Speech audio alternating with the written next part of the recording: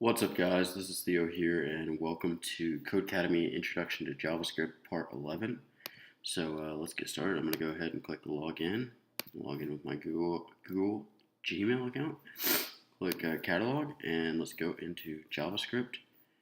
And let's get started with Part 11. So let's 1, 2, 3, 4, 5, 6, 7, 8, 9, 10. We are on arrays and objects in JavaScript. In this course, we'll cover some of the more powerful features of JavaScript in detail.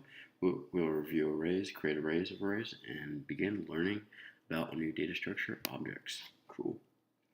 So I'm going to click on this. I'm going to reset my code. And all we're going to do is create a list in the editor. It can contain any data you want. Make sure it has 3 elements. So I'm just going to say var numbers. It's going to be a numbers array of 1, 2, and 3. And let's save and submit our code. Oh, sorry, we have to call it list. My bad. Can't follow instructions. And there we go. Cool.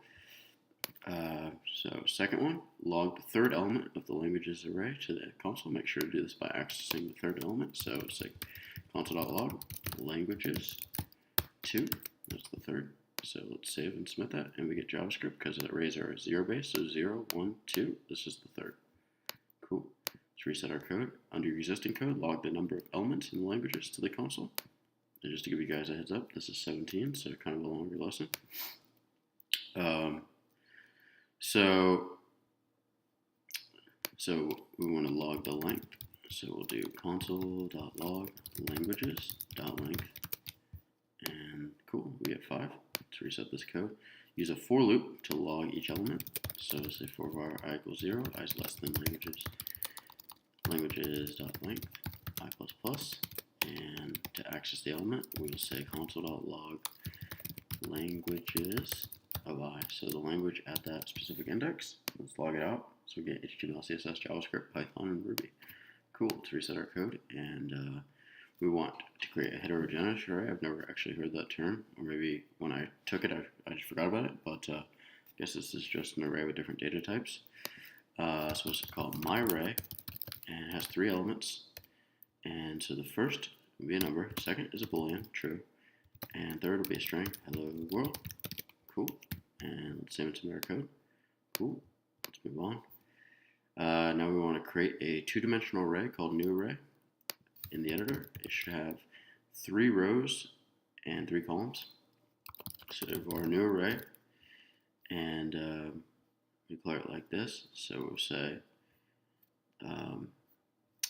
it will say it's going to, let me think, going to 2-dimensional array, and it's going to have,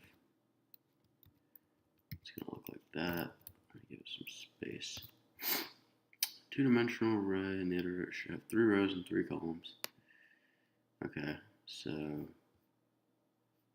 I think we'll have it, I think that should do it right there. And what are we putting inside of it? Let me just make sure this is it to get 3 rows.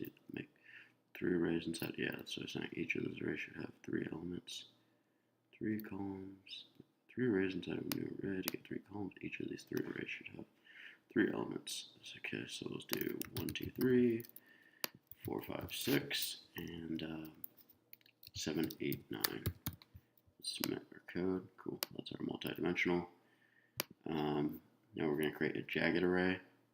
So say var jagged, and if we look up, a jagged array is just be an array that might not always match up with the number of columns and rows. So let's look right here. It can have it could have like 1 element there, 2, 3, 4, 5 there, and 1, 2 there. Right, that's jagged. Cool. So we've learned about multidimensional, jagged arrays, and heterogeneous arrays. Cool.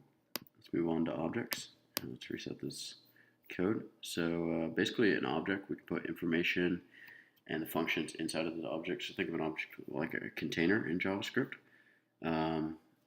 So all this is doing is creating a phone book object, and you can attach with this dot notation. This says phone book. I want to attach a property called name. So this is the key. This is the value. We can attach, keys, values. We can attach functions to it. We can call our functions, anything you want.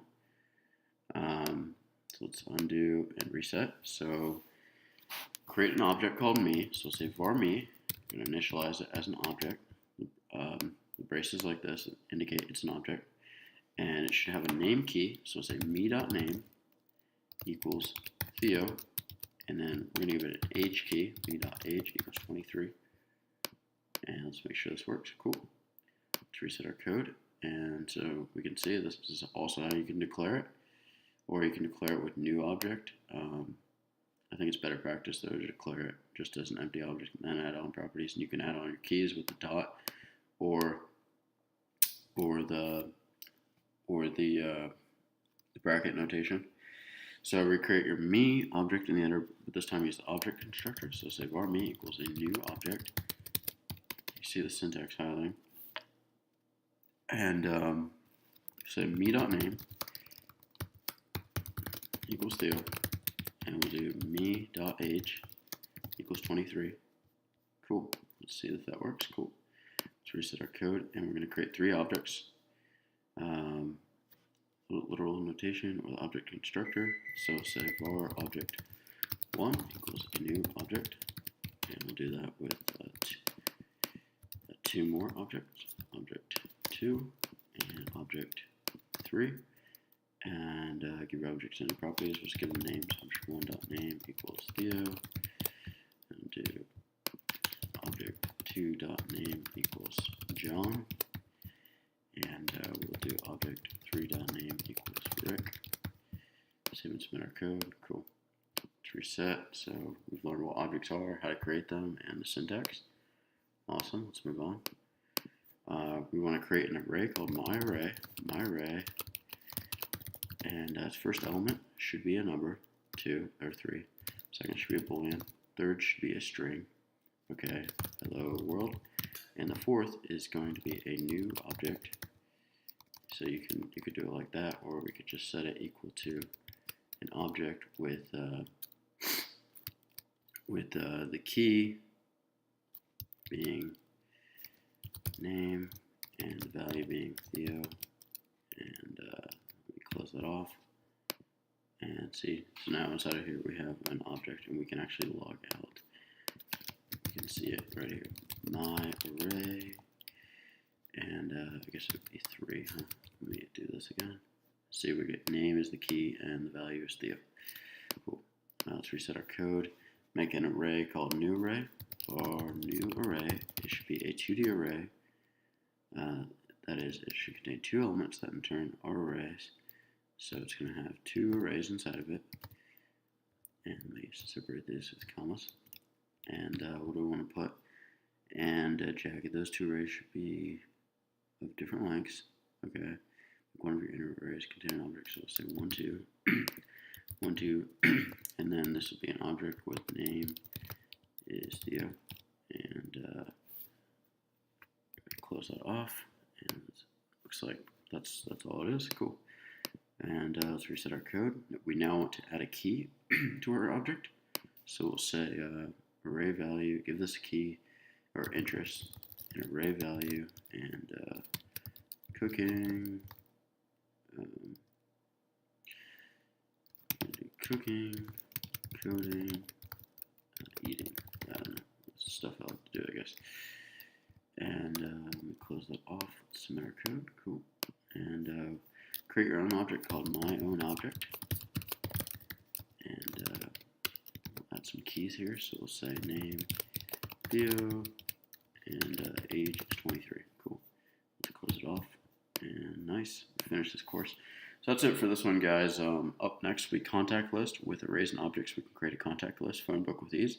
So that was it for part 11. Hope you guys enjoyed the video. Make sure to like, comment, subscribe. Give it a thumbs up if you enjoyed it. Always appreciate the support. And please remember to subscribe to support the channel. Thanks for watching. Have a great day.